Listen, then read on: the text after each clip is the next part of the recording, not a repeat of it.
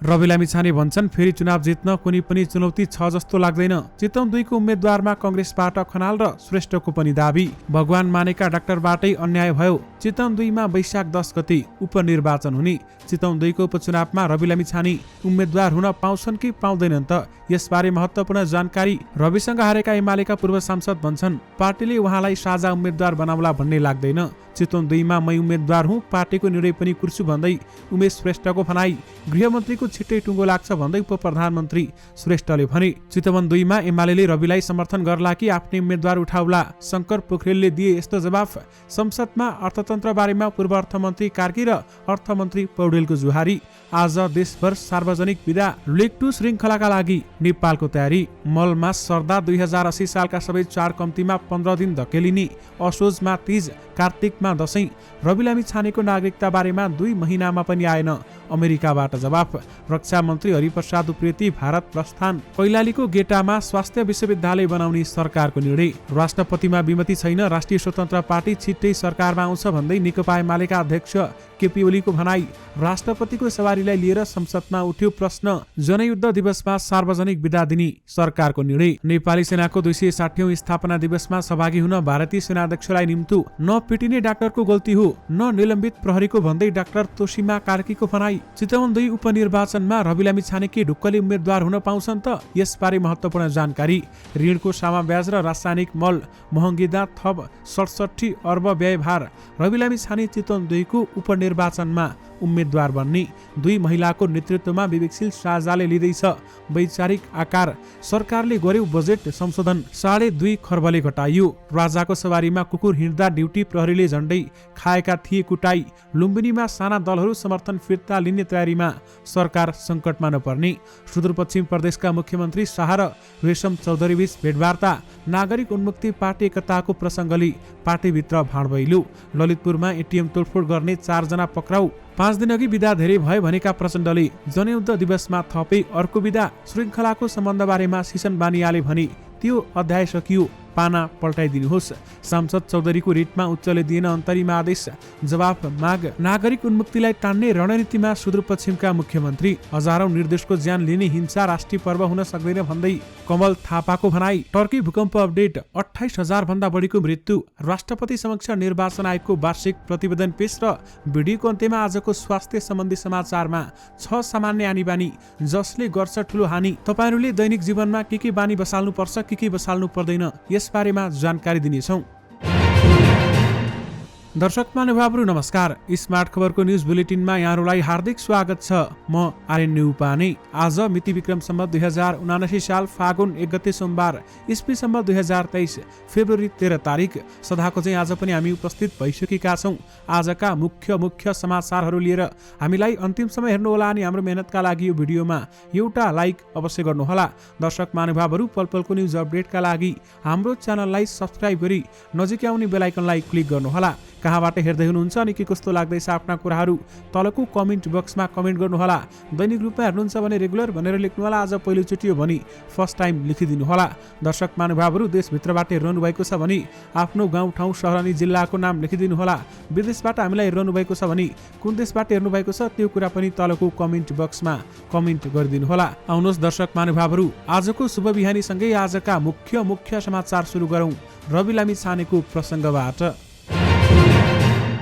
निर्वाचन आयोगले चितवन क्षेत्र नम्बर 2 मा वैशाख 10 गते उपनिर्वाचन गर्ने निर्णय गरेको छ। आज बसेको निर्वाचन आयोगको बैठकले प्रतिनिधि सभा सदस्य निर्वाचन ऐन 2074 को दफा 68 बमोजिम 2080 साल वैशाख 10 गते आइतबार चितवन क्षेत्र नम्बर 2 मा प्रतिनिधि सभा सदस्यका लागि उपनिर्वाचन गर्ने निर्णय गरेको छ। यसअघि गत मङ्सिर 4 मा भएको निर्वाचनमा चितवन 2 बाट राष्ट्रिय स्वतन्त्र पार्टी रासोपाका सभापति रवि लामिछाने निर्वाचित भएका थिए, तर नेपाली नागरिकता त्यागेर अमेरिकन नागरिकता लिएको र अमेरिकन नागरिकता त्यागेर पुनः नेपाली नागरिकता लिने प्रक्रिया पूरा नगरेको भनी सर्वोच्च अदालतले फैसला गरेपछि लामिछानेको पद गएको थियो। उपनिर्वाचन सम्बन्धी व्यवस्था प्रतिनिधि सभा निर्वाचन ऐनको दफा 68 मा छ, जहाँ भनिएको छ पहिलो हुने निर्वाचन प्रणाली अन्तर्गत निर्वाचित कुनै पनि सदस्यको पद प्रतिनिधि सभाको अवधि 6 महिना भन्दा बढी कायम रहँदै कुनै कारणले रिक्त भएमा आयोगले तोकेको मितिमा त्यस्तो रिक्त सदस्यको पद उपनिर्वाचनद्वारा पूर्ति गरिनेछ भन्दै बताइएको छ। यही व्यवस्था अनुसार निर्वाचन आयोगले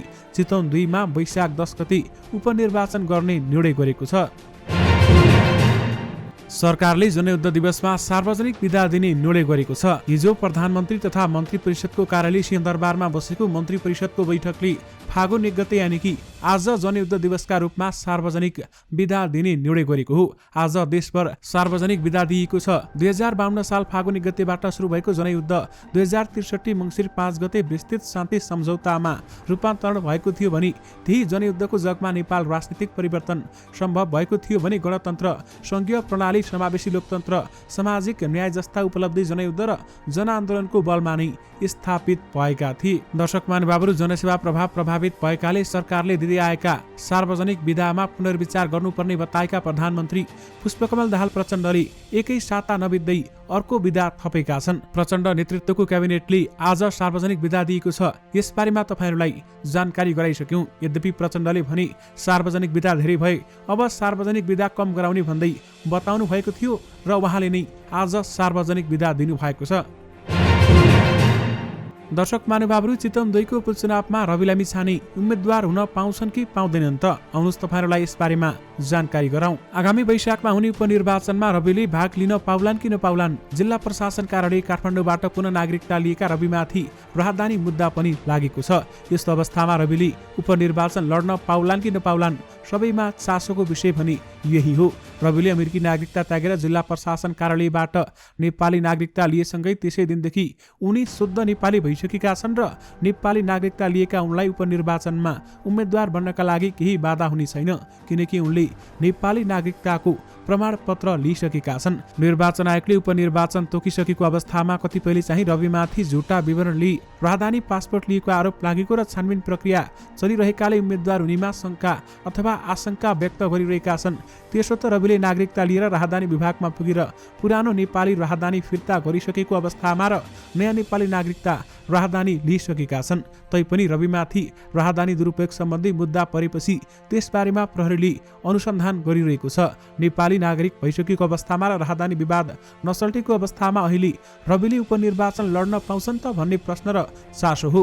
तर राहदानी प्रकरणकै कारण रवि उपनिर्वाचन लड्न अयोग्य हुने छैनन्, जबकि प्रतिनिधि सभा सदस्य निर्वाचन ऐन 2074ले उनलाई उम्मेद्वार बन्नबाट कुनै पनि अवस्थामा रोक्दैन र उनी ढुक्कका साथ उपनिर्वाचनमा लड्न पाउने भएका छन्। निर्वाचनको दफा 13 मा उम्मेद्वारको अयोग्यता सम्बन्धी व्यवस्था समेत रहेको छ र त्यहाँ विभिन्न 10 वटा कारण उम्मेद्वार बन्न नपाइने उम्ल्याइएको छ। ती 10 मध्ये रविको हकमा आकर्षित हुने विषय हो राहदानी प्रकरण, यानि कि रवि लामिछानेले चितवन 2 बाट उपनिर्वाचन लड्न पाउने भएका छन्। निर्वाचन आयोगले चितवन क्षेत्र नम्बर 2 को उपनिर्वाचन आगामी वैशाख 10 गते गर्ने निर्णय गरेपछि जिल्लामा सम्भावित उम्मेद्वारका बारेमा चर्चा सुरु भएको छ। गत मङ्सिरमा भएको निर्वाचनमा राष्ट्रिय स्वतन्त्र पार्टीका रवि लामिछानेले जितेको चितवन क्षेत्र नम्बर 2 मा यसपटक कङ्ग्रेसबाट अहिलेसम्म 3 जना आकांक्षी देखिएका छन्।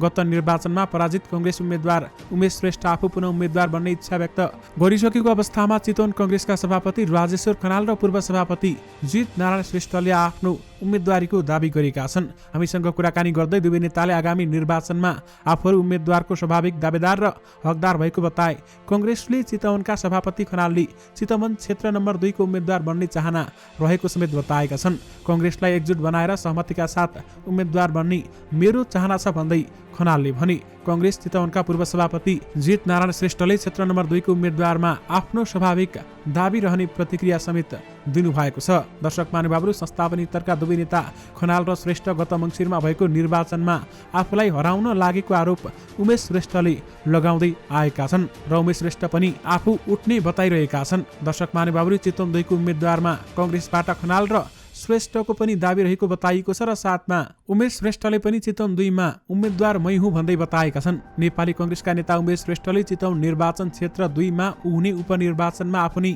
उम्मेद्वार भएको बताएका हुन्। यसका लागि पार्टीको निर्णय पनि कुर्ने नेता श्रेष्ठ बताउँछन्। राष्ट्रपति विद्यादेवी भण्डारीको शुक्रबार भएको सवारीका क्रममा चिकित्सक पिटिएको घटनालाई लिएर अति विशिष्ट व्यक्ति सुरक्षा सम्बन्धी प्रावधान रच्याउनु पर्ने आवश्यकता देखिएको सांसद डाक्टर तोसीमा कार्कीले बताउनु भएको छ। दर्शक महानुभावहरू, डाक्टर तोसीमा कार्की राष्ट्रिय स्वतन्त्र पार्टीकी नेत्री हुन्। उनले सामाजिक सञ्जालमा एक भिडियो सन्देश जारी गर्दै भनेकी छन्, डाक्टर एक प्रतिबिम्ब पात्र मात्रै हुन्, खासमा ती सुरक्षाकर्मी पनि यही प्रणालीको शिकार बनेका छन्। एक सर्वसाधारण त्यहाँ उभिएको भए पनि लाठी प्रहार हुन्थ्यो भन्दै उनले भनेकी छन्, यसको घटना के कारणले भयो भन्नेतिर खोजी गर्नुपर्छ। उनले चिकित्सकले आइतबार देशभर गरेको हडतालको पनि विरोध गरेकी छन् भने चिकित्सकको बन्दले लाखौं बिरामी मर्कामा परेको भन्दै उनले भनेकी छन्, शुक्रबारको घटनामा गल्ती न ड्युटीमा खटिएका डाक्टरको थियो, न त आदेश अनुरूप लाठी चार्जसम्मको निर्देशन पाएको ड्युटीमा खटिएका प्रहरीको थियो। उनले जनप्रतिनिधिले बनाएको भिभिआइपी सुरक्षा प्रोटोकलको गल्ती भएको बताउँदै अगाडि भनेकी छन्, प्रोटोकलहरू देशमा सुशासन र समृद्धि स्थापित गर्न बनेका हुन् भने यसमा सुधार गर्न जरुरी छ। कुनै पनि पेसाकर्मी र नागरिकलाई बाधा नहुने गरी हुन सक्नेसम्म लचकता अपनाई हरेक नेपालीले स्वीकार्न सक्ने र पालना गर्न सक्ने नीति निर्माण बनाउन जरुरी छ भन्दै उहाँले बताउनु भएको छ।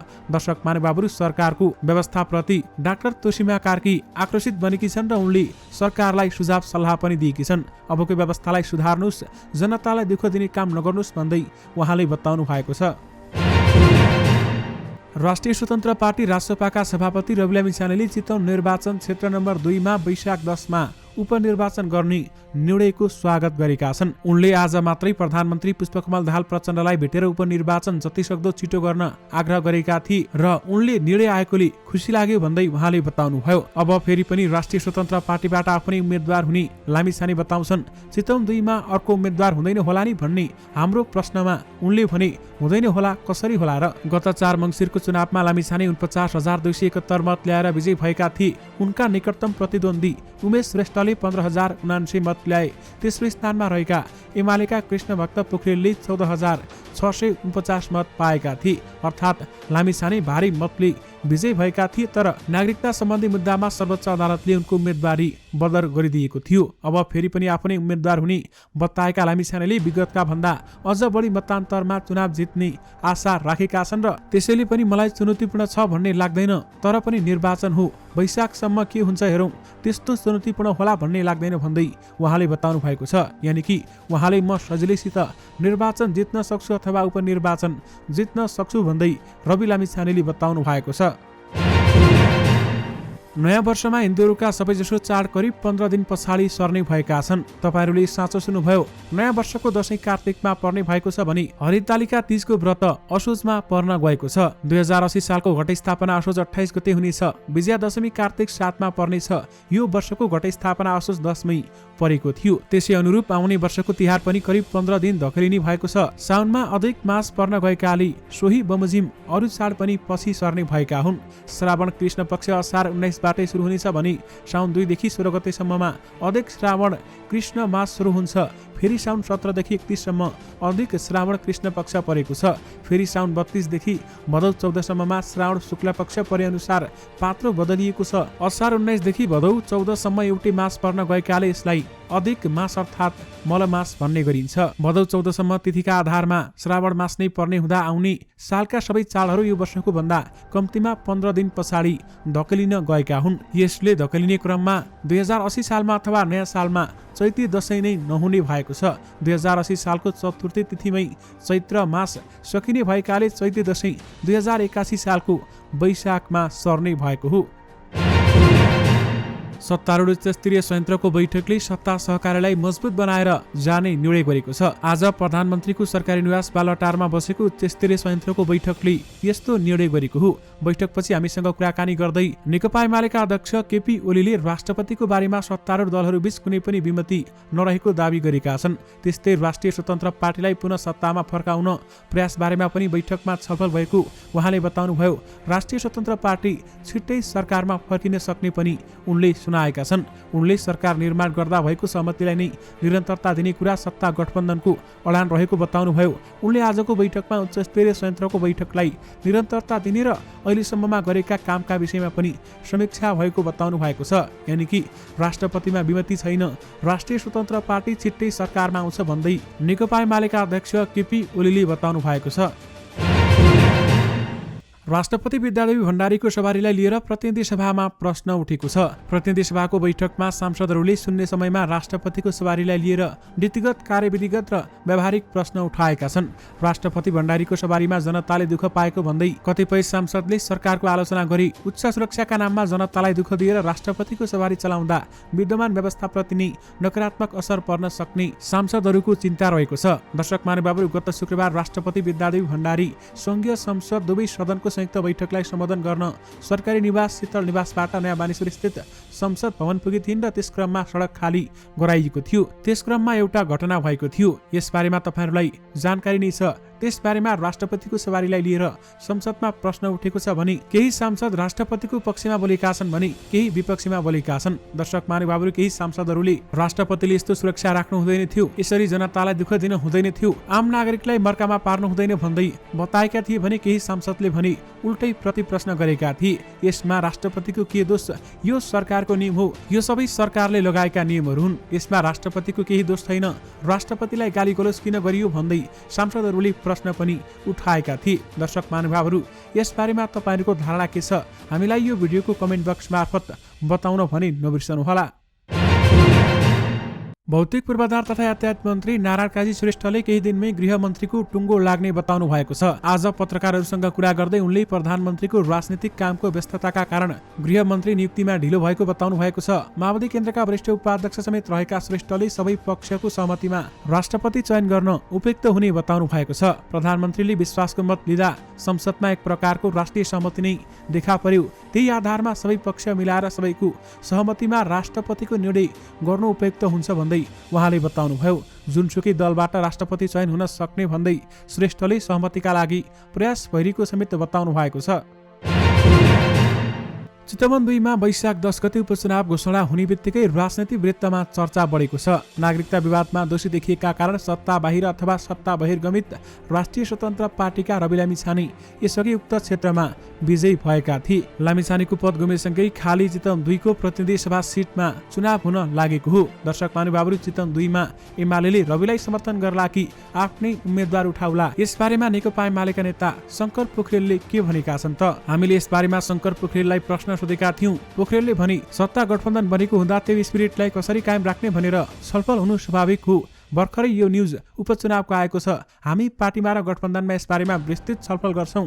उनले छिट्टै यसबारेमा निर्णय हुने समेत बताउनु भएको छ। यद्यपि एमाले भने चितवन 2 मा रविलाई साथ दिन सक्ने सम्भावना पनि बलियो रहेको छ। नागरिक उन्मुक्ति पार्टीकी अध्यक्ष रञ्जिता श्रेष्ठले संघीय लोकतान्त्रिक राष्ट्रिय मञ्चलाई कार्यगत एकता अथवा पार्टी एकीकरणको प्रस्ताव राख्दै औपचारिक पत्र पठाएपछि पार्टीमा खैलाबैला भएको छ। विचार र मुद्दा मिल्ने पार्टीसँग कार्यगत एकता वा पार्टी एकीकरण गर्ने इच्छा वा अवधारणा भए यथाशीघ्र वार्ता गर्न अनुरोध गर्दै एक साता अघि माघ 21 मा पत्र पठाइएको थियो। पार्टीमा कुनै पनि छलफल नगरी अध्यक्षबाट कुनै पनि पार्टीसँग एकताका लागि पत्राचार गरिएकोमा स्वेच्छाचारी निर्णयलाई केन्द्रीय समितिले अनुमोदन गर्न बाध्य नहुने बताउँछन् पार्टी नेता सुरेन्द्र चौधरी। पार्टीको विस्तारित केन्द्रीय समितिले सर्वसम्मतले पार्टीहरू संघको एकीकरण र सहकारीको जिम्माको सुरेन्द्र चौधरीलाई दिएको छ। दर्शक महानुभावहरू, नागरिक उन्मुक्ति पार्टी एकताको प्रसङ्गले पार्टीभित्र भाडभैलो मचिएको छ भने पार्टी अध्यक्ष भएर एक्लै निर्णय कसरी गरियो भन्दै उहाँले बताउनु भएको छ। त्यसैगरी सुदूरपश्चिम प्रदेशका मुख्यमन्त्री कमल बहादुर शाह र नागरिक उन्मुक्ति पार्टीका संरक्षक रेशम चौधरी बीच भेटघाट भएको छ। मुख्यमन्त्री शाहले आज काठमाडौँको दिल्ली बजार कारागार पुगेर उन्मुक्ति पार्टीका संरक्षक चौधरीलाई भेटेका हुन्। एमाले नेतृत्वको सरकारले विश्वास मत पाउन नसकेर ढलेपछि शुक्रबार मुख्यमन्त्री बनेका शाहलाई विश्वासको मत लिन नागरिक उन्मुक्ति पार्टीको सहयोग आवश्यक छ। त्यसकारण उनले कारागारमै पुगेर उनलाई भेटेका छन् र रेशम चौधरीलाई उनले समर्थन गर्न माग समेत गरेका छन्। यानि कि सुदूरपश्चिममा सरकार बनाउन अथवा विश्वासको मत लिन एमालेले रेशम चौधरीलाई फकाउन थालेको छ। कैलाली कारागारमा कैद भुक्तान गरिरहेका राष्ट्रिय उन्मुक्ति पार्टीका निलम्बित प्रतिनिधि सभा सदस्य अरुण चौधरीको मुद्दामा उच्च अदालत दिपायलले सरकारी वकिलको कार्यालय कैलालीलाई लिखित जवाब पेश गर्न भनेको छ। दर्शक महानुभाव, हिजो आइतबार सरकारी वकिलको कार्यालय कैलालीलाई फागुन 3 गतेभित्र लिखित जवाब पेश गर्न उच्च अदालतले आदेश जारी गरेको हो। बन्दी प्रत्यक्षीकरण रिट आइतबार न्यायाधीश देशबहादुर सार्कीको इजालसमा परेको थियो भने यसमा के कसो भएको हो? निवेदन माग बमोजिमको बन्दी प्रत्यक्षीकरणको आदेश किन जारी हुनु नपर्ने हो?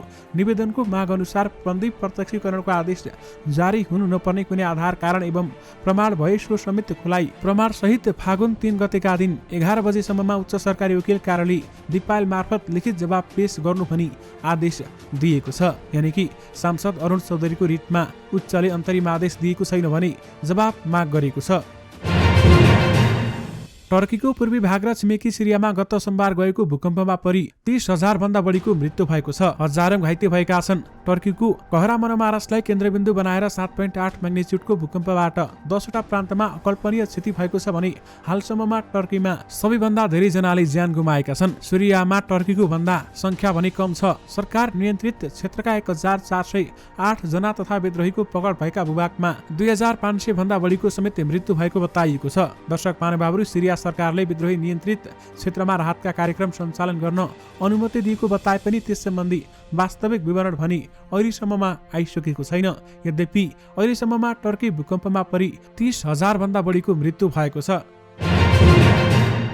राष्ट्रपति समक्ष निर्वाचन आयोगले वार्षिक प्रतिवेदन पेश भएको राष्ट्रपति कार्यालयका प्रवक्ता सागर आचार्यले विज्ञप्ति मार्फत जानकारी दिनुभएको छ। निर्वाचन आयोगका प्रमुख निर्वाचन आयुक्त दिनेश कुमार थपलियाले वार्षिक प्रतिवेदन पेश गरेका हुन्। आइतबार शीतल निवास स्थित राष्ट्रपतिको कार्यालयमा आयोजित एक कार्यक्रममा प्रमुख आयुक्त थपलियाले नेपालको संविधानको धारा 294 बमोजिम प्रतिवेदन पेश गरेका हुन्। उप प्रधानमन्त्री एवं अर्थमन्त्री विष्णु पौडेल र पूर्व अर्थमन्त्री ज्ञानेन्द्र बहादुर कार्कीबीच अर्थतन्त्रका सूचक र तथ्याङ्क बारेमा संसदमा जुहारी चलेको छ। आइतबार प्रतिनिधि सभाको बैठकमा बोल्दै पूर्व अर्थमन्त्री कार्कीले केपी ओली नेतृत्वको सरकारले बिगारेको अर्थतन्त्रलाई शेरबहादुर देउबा नेतृत्वको सरकारले सुधारेको दावी प्रस्तुत गरेका थिए। देउबा नेतृत्वको सरकारले 6% माथिको आर्थिक वृद्धि दर भएको अवस्थामा सरकार छोडेको भए पनि ओली नेतृत्वको सरकारले उक्त वृद्धि दर शून्यमा झारेको आरोप कार्कीले लगाएका थिए। कार्कीले वैदेशिक ऋणको तथ्याङ्क प्रस्तुत गर्दै पछिल्लो पटक देउबा नेतृत्वको सरकारले अर्थतन्त्रलाई लयमा लैजान प्रयत्न गरेको समेत बताएका थिए। कार्कीको भनाइको प्रतिवाद गर्दै अर्थमन्त्री पौडेलले विगतमा आफू अर्थमन्त्री हुँदा सबै सूचक सकारात्मक अवस्थामा छोडेको दावी गर्दै अहिले 55 वर्षपछि राजस्व अघिको वर्षको तुलनामा नकारात्मक रहेको तथ्य प्रस्तुत गरेका थिए। तथ्य निर्मम नै हुन्छ, त्यसैले कसैलाई बाँकी राख्दैन। 2/3 बहुमतको सरकारले सरकारबाट बाहिरिँदा अर्थतन्त्रका समस्त परिसूचक सकारात्मक थिए भन्ने तथ्य कुनै पनि तथ्याङ्क शास्त्रीले अस्वीकार गर्न सक्दैनन् भन्दै अर्थमन्त्री पौडेलले बताउनु भएको छ। दर्शक महानुभावहरू, तथ्याङ्क सुविधामा प्रयोग गर्ने विषय नै होइन, तथ्याङ्कलाई जस्ताका तस्तै स्वीकार गर्नुपर्छ। तथ्याङ्कको विवेचनामा आफ्नो कोड हुन सक्ला, तर तथ्याङ्क नै हुन्छ भन्दै उहाँले बताउनुभयो। उनले तत्कालीन 2/3 बहुमतको सरकारले सरकार छोड्दा अर्थतन्त्रका समस्त परिसूचकहरू सकारात्मक भएको दावी समेत गर्नुभएको छ। यद्यपि संसदमा तत्कालीन अर्थमन्त्री र पूर्व अर्थमन्त्रीबीच भनाभन भएको छ। राष्ट्रिय स्वतन्त्र पार्टीका सभापति रविलामी छानेले अमेरिकाको नागरिकता कहिले लिए अनि कहिले त्यागे भन्ने प्रहरीले आधिकारिक जवाफ पाइसकेको छैन। जिल्ला प्रहरी परिसर काठमाडौँले त्यसबारेमा परराष्ट्र मन्त्रालय मार्फत अमेरिकालाई पत्राचार गरेको छ। तर पत्रको जवाफ नआउँदा लामी छानेले नेपाल फर्केपछि निष्क्रिय भएको नागरिकता प्रयोग गरेर लिएको पासपोर्ट बारेमा अनुसन्धान अघि बढ्न सकेको छैन। काठमाडौँ प्रहरीले 2 महिना अघि त्यसबारेमा जवाफ मागेको थियो। अमेरिकाको नागरिकता त्याग्न रविले दिएका निवेदन काठमाडौँ स्थित अमेरिकी दूतावासले 2075 असार 14 स्वीकृत गरेको उनका कानुन व्यवसायीले सर्वोच्च अदालतमा बताएका थिए। तर प्रहरीले त्यसको आधिकारिक जवाब मागेको हो। विशेष गरी रविलामी छानेको नागरिकता बारेमा 2 महिनामा पनि अमेरिकाबाट जवाफ आएको छैन। दर्शक महानुभावहरू, भगवान मानेका डाक्टरबाटै अन्याय भयो भन्दै बिरामीले बताउन थालेका छन्। तुना चुडिन लागेको चप्पल, 100 पुराना कपडा, हातमा एक्सरे लगायतका स्वास्थ्य परीक्षणका रिपोर्ट वीर अस्पताल परिसरमा रणबुल्ल परेर उभिएका छन् सल्यानका छत्रबहादुर राणा। छेउमै टुसुक्क बसेकी छन् उनको बिरामी श्रीमती दली राणा। आइतबार बिहान 8 बजे कलङ्की उत्रिएका उनीहरू हतार वीर अस्पताल पुग्दा काउन्टरमा भिड बढिसकेको थियो। त्यत्तिकैमा कसैले भन्यो डाक्टरहरू आन्दोलनमा छन्, आज उपचार हुँदैन। हातखुट्टा झमझमाउने, घाँटी दुख्ने, सास फेर्न गाह्रो हुने, नाकबाट पानी आइरहने लगायतका समस्याले ग्रसित छिन् दली राणा। गत कार्तिकमा यही वीरका चिकित्सकले नियमित 4 महिना खानुपर्ने औषधि लेखिदिएका थिए। पैसा नपुगेर 2 महिनाको लागि औषधि लिएर गएका थिए राणा दम्पति। राम्रै हुँदै थियो, तर औषधि सकिन साथ अस्पताल आउन पाइनन्। राणाले भने सानी छोरी र छिमेकीको भरमा घरबार छाडेर आएको, अस्पतालमा आन्दोलन रहेछ, भोलि नै डाक्टर भेट्न पाए हुन्थ्यो भन्दै उनले बताइन्। रामेछापबाट आएका 78 वर्षीय मेघबहादुर वीर अस्पतालको राष्ट्रिय ट्रमा सेन्टरतिरको गेटको छेउमा भुइँमा बसेका छन्। शरीर पहेलिएको छ, बोल्न हम्मे पर्छ। उनलाई स्याहार्न बुहारी रिपोर्ट लिन गएकी छन् र मेघबहादुरलाई खान मन नलाग्ने, केही खाए बान्ता हुने, बान्तामा रगत पनि आउने लगायतका समस्या देखिएका छन्। दर्शक महानुभावहरूसँगै विभिन्न स्वास्थ्य पीडितहरू अथवा बिरामीहरू वीर अस्पताल अगाडि गएका थिए र त्यहाँ डाक्टरहरूले प्रदर्शन अथवा विरोध गरिरहेका थिए। त्यसकारण त्यहाँका बिरामीहरूलाई स्वास्थ्य उपचार गर्न गाह्रो भएको थियो अथवा स्वास्थ्य उपचार उनीहरूले पाएनन्। स्वास्थ्य उपचारबाट वञ्चित बने। आम नागरिकलाई स्वास्थ्य सेवा पाउने हकबाट वञ्चित गर्नु गलत भएको जनस्वास्थ्य विज्ञ डाक्टर शरद बन्त बताउँछन्। कुनै चिकित्सक वा स्वास्थ्य कर्मीले दया गरेर दिने चिज होइन, यो त नागरिकको हक हो। उनी भन्छन् ओपिडी सेवा चिकित्सक सङ्घले मात्रै सञ्चालन गर्ने सेवा होइन, सङ्घले सिङ्गो सेवामाथि स्वामित्व लिन सक्दैन भन्दै उहाँले बताउनुभयो। दर्शक महानुभावहरू, चिकित्सकहरूले त्यस्तो नगर्नुपर्ने, उहाँहरूले पनि उपचार गर्नुपर्ने, गरिब दुखी अथवा निमुखा जनताको यसमा गल्ती के थियो, उहाँहरूलाई उपचार गर्नुपर्ने। यद्यपि उपचार भने गरिएन, यसबाट निमुखा नै मारमा परे। जहिले पनि निमुखाले नै दुःख पाउनुपर्ने, गल्ती गर्ने नेता अथवा प्रहरी जो कोही भए पनि आखिर समस्यामा पर्ने भनेकै गरिब जनता हुन्। डाक्टरहरूले पनि विरोध जनाइरहेका कारण बिरामीको उपचार गरेनन् र उनीहरू रोडमै बसिरहेका थिए। दर्शक महानुभावहरू, त्यहाँको तस्बिर तपाईहरूले स्क्रिनमा देखिरहनु भएको छ। राष्ट्रिय प्रजातन्त्र पार्टी नेपालका अध्यक्ष कमल थापाले फागुन 1 गते जनयुद्ध दिवसको अवसरमा सरकारले दिएको सार्वजनिक बिदाको विरोध गरेका छन्। थापाले सामाजिक सञ्जालमा बिदाको विरोध गर्दै आइतबार हजारौं निर्दोषको ज्यान लिने माओवादी हिंसा राष्ट्रिय पर्व हुन नसक्ने भन्दै आपत्ति जनाएका हुन्। साथै उनले यही मौकामा यस्तो निर्णय लिँदा समेत राजा र हिन्दू राष्ट्रको वकालत गर्ने पार्टी कुन मुखले सरकारमा बसिरहेको छ भन्दै राप्रपामाथि प्रहार समेत गरेका छन्। उनले सामाजिक सञ्जालमा लेखेका छन्, 2047 सालको संविधान र राज्य विरुद्ध माओवादीले हिंसात्मक विद्रोह सुरु गरेको दिनको सम्झनामा फागुन 1 गते सार्वजनिक बिदा दिने सरकारको निर्णय आपत्तिजनक छ। हजारौं निर्दोषको ज्यान लिने माओवादी आतंक र हिंसा राष्ट्रिय पर्व हुन सक्दैन। राजावादी र हिन्दू राष्ट्रको वकालत गर्ने पार्टीको समेतको सहभागिता यस्तो निर्णय हुनु निर्लज्जताको पराकाष्ठ हो। राजा र हिन्दू राष्ट्रको पक्षधर पार्टी कुन मुखले सरकारमा बसिरहेको छ भन्दै उहाँले कडा प्रश्न गर्नुभएको छ। चर्चित ब्लगर हुन् सिसन बानिया। उनको बेग्लै लोकप्रियता छ। एक समय सिसन पूर्व मिस नेपाल श्रृङ्खला खतिवडाको प्रेममा थिए। यो जोडी खुलेर डेटमा रमायो, तर पछिल्लो समय सिसन र श्रृङ्खलाको सम्बन्ध सुमधुर छैन। सिसनसँग श्रृङ्खलाको सम्बन्ध बिग्रिएपछि धेरैले उनलाई गाली गरिरहेका हुन्छन्। यसैबीच सिसनले आफ्नो पूर्व सम्बन्धका बारेमा चासो नदिन सबैलाई आग्रह गरेका छन्। उनले जीवनको त्यो अध्याय समाप्त भएको भन्दै जिन्दगीको त्यो पाना पल्टाइदिन भनेका छन्। उनले इन्स्टाग्राम स्टोरी मार्फत लेखेका छन्, मानिसको विकास हुन्छ, परिवर्तन अपरिहार्य छ। यो असाध्यै साधारण कुरा हो। मैले निकै राम्रो समय बिताएँ। त्यो मेरो आफ्नो करियरका लागि छुट्टीको समय जस्तो थियो। यो समयका धेरै मिठा सम्झना छन्। उनले आफ्नो सम्बन्धबाट छुटेर जाने मानिसप्रति कुनै रिस घृणा नरहेको भन्दै जोसँग भए पनि सफलता, खुसी र मुख्यतः शान्तिको चाहना गरेको बताएका छन्। यो भन्दा अघि पनि आफू गहिरो सम्बन्धमा रहेकाले सबै पूर्व प्रेमीप्रति सदैव माया र सम्मान रहिरहने सिसनले उल्लेख गरेका छन्। अहिले म जे छु त्यो हुनुमा उनीहरूको पनि भूमिका छ, सबैप्रति सम्मान छ। उनले अगाडि लेखेका छन्, मेरो जीवनको त्यो अध्याय सकियो, पाना पल्टाउनुहोस्। एमाले पूर्व सांसद कृष्ण भक्त पोखरेल गत आम चुनावमा रवि लामिछानेसँग पराजित नेता हुन्। त्यसअघि 2074 को चुनावमा उनी भारी मतका साथ विजयी भएका थिए। पछिल्लो चुनावमा भने उनी तेस्रो बन्न पुगे।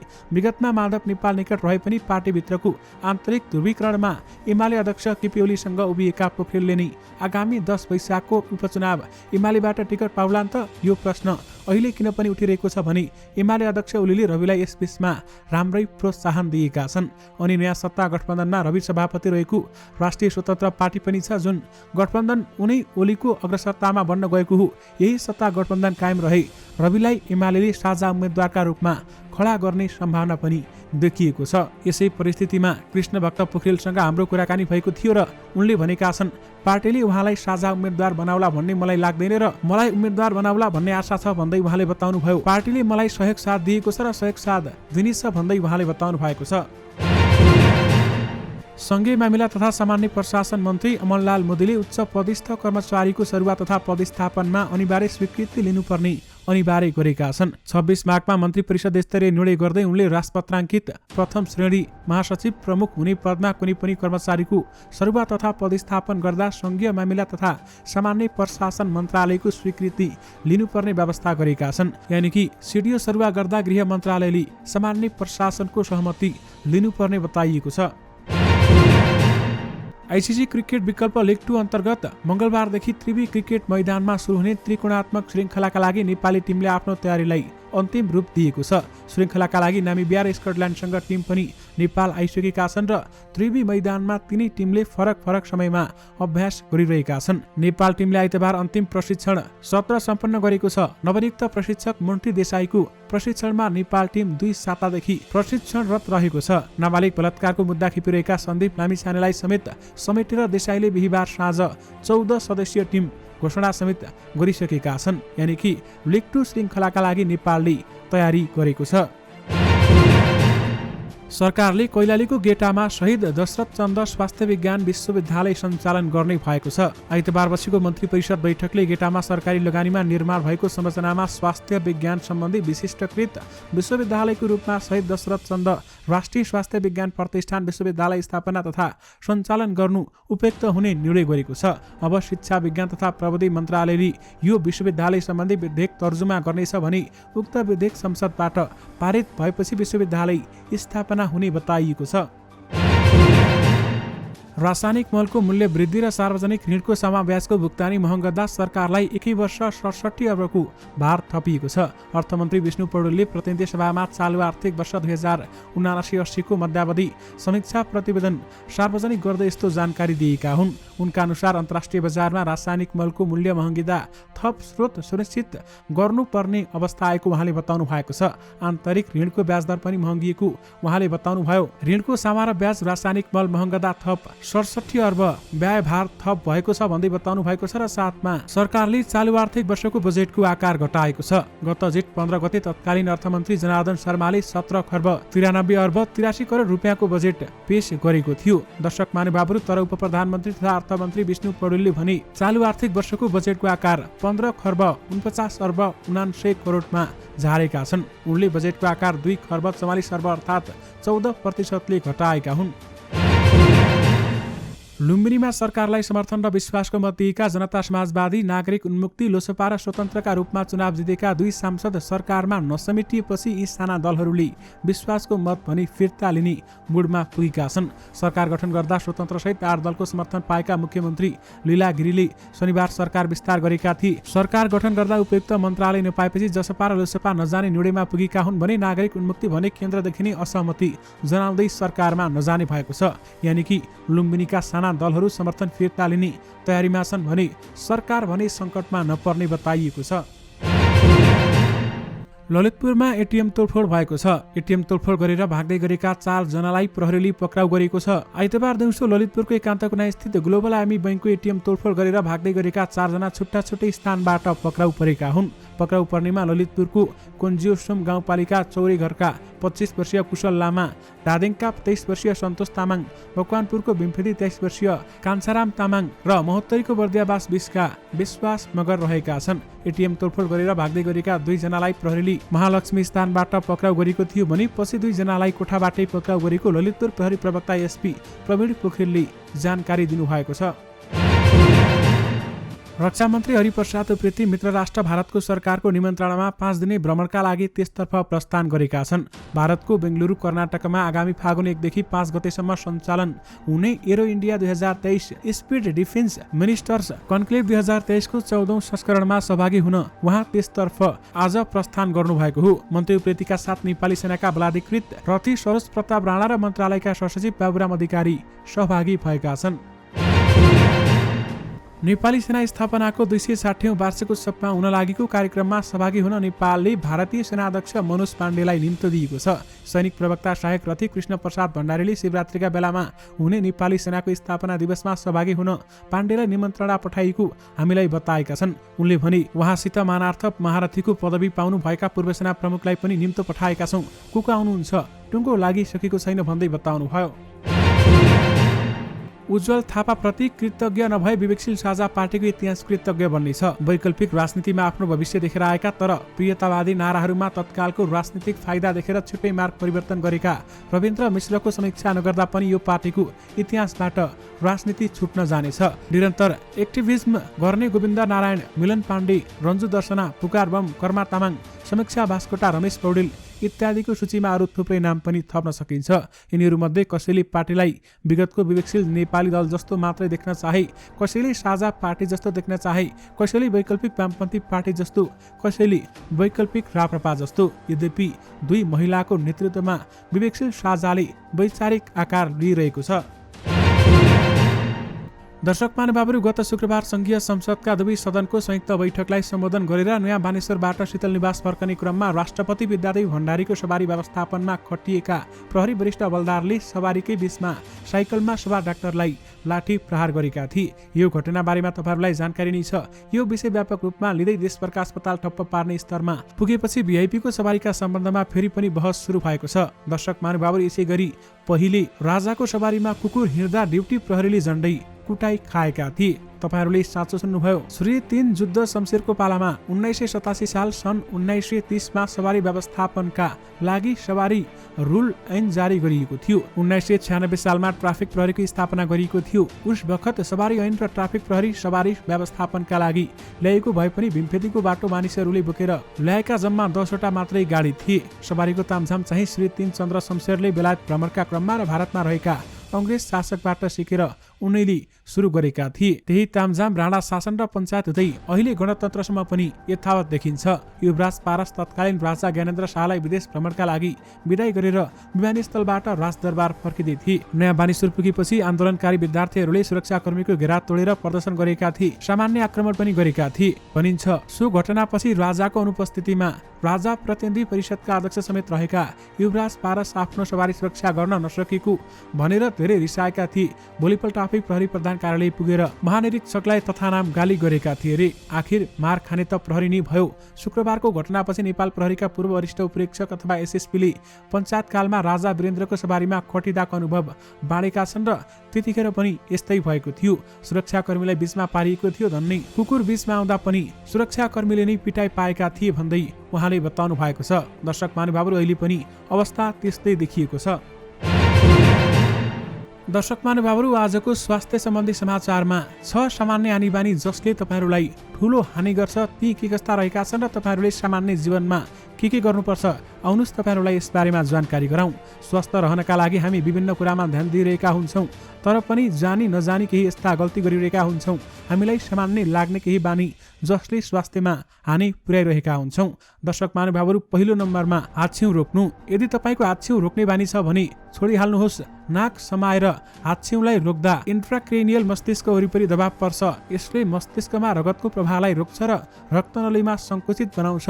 यसले टाउको दुख्ने र कालान्तरमा सुन्ने क्षमता कमजोर हुन सक्छ। त्यसैगरी ओछ्यानबाट जुरुक्कै उठ्नु हुँदैन। बिहान ओछ्यानमा सुतिरहेको बेलामा हाम्रो शरीर आनन्दित अवस्थामा हुन्छ। एकाएक ओछ्यानबाट जुरुक्कै उठ्यो भने रक्त सञ्चार बढ्छ भने मांसपेशीमा दबाव बढ्न सक्छ। त्यसैले ओछ्यानबाट उठ्नुभन्दा अगाडि शरीरलाई राम्ररी तन्काउनु पर्छ। नम्बर 3, दिशा पिसाब गर्दा बल गर्ने। दिशा पिसाब गर्न बल गर्नु हुँदैन।